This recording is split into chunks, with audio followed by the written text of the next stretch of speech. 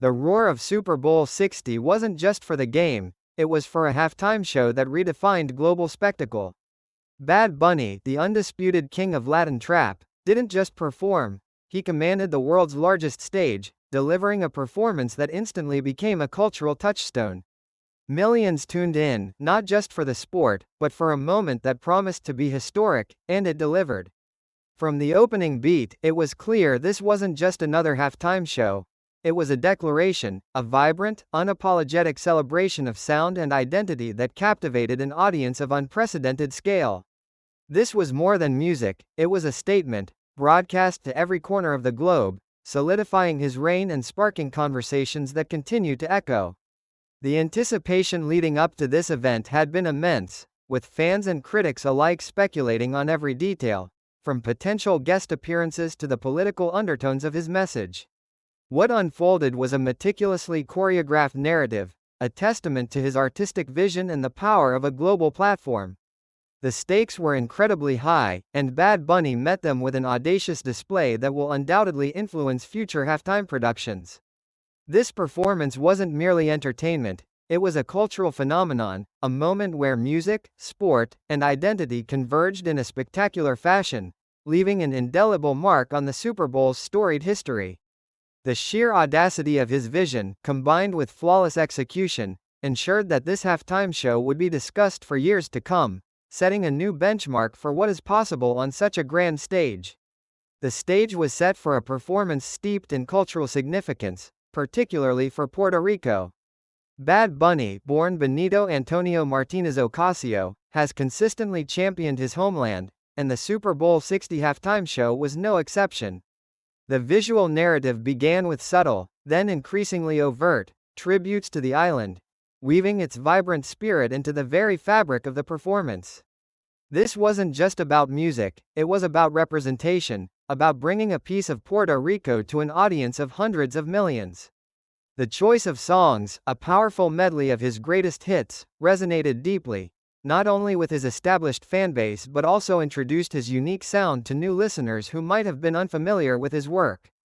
There was a palpable tension in the air, a sense of expectation that this performance would be different, that it would carry a weight beyond mere entertainment.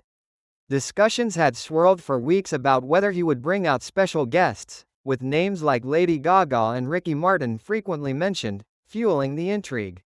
However, the focus remained squarely on Bad Bunny's singular presence, his ability to command the stage with an energy that was both raw and refined.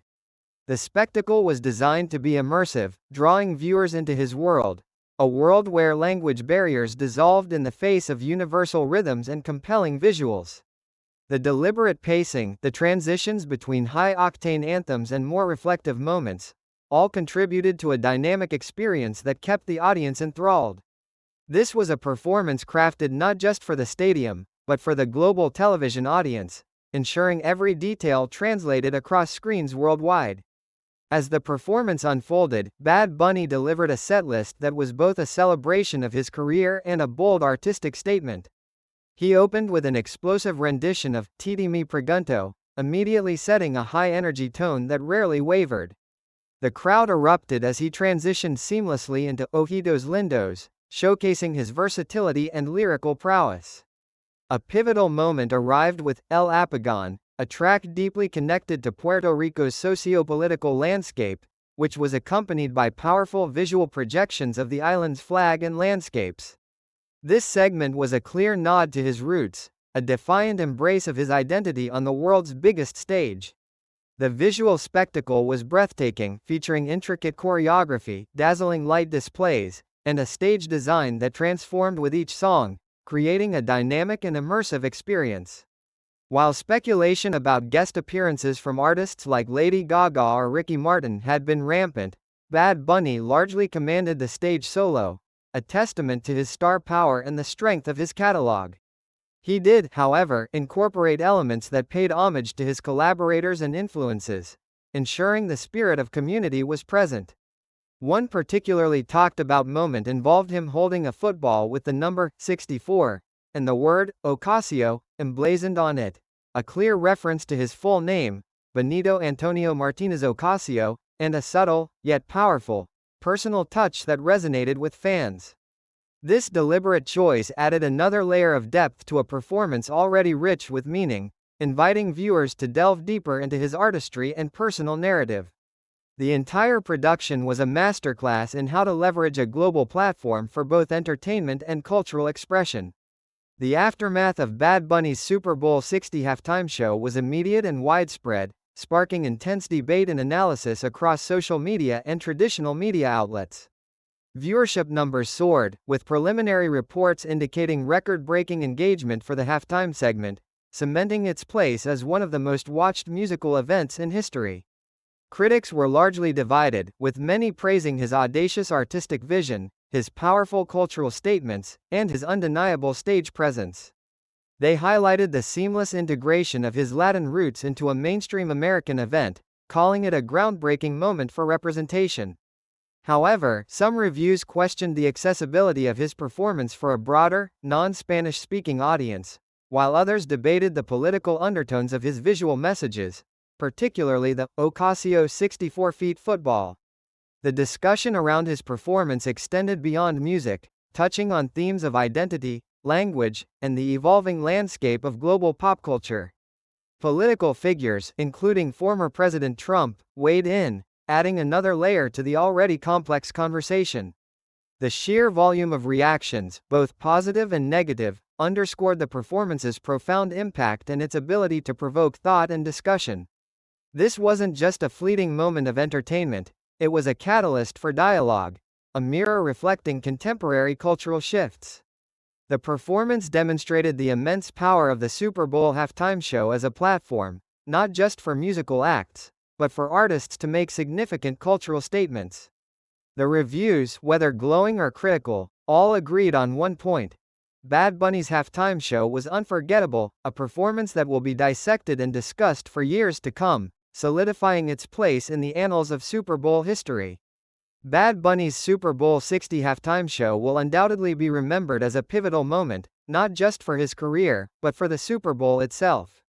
The performance transcended mere entertainment, becoming a powerful cultural statement that resonated globally. It showcased the immense reach and influence of Latin music, firmly establishing its place at the forefront of the global music scene. The record viewership figures and the intense, widespread discussion that followed are clear indicators of its profound impact.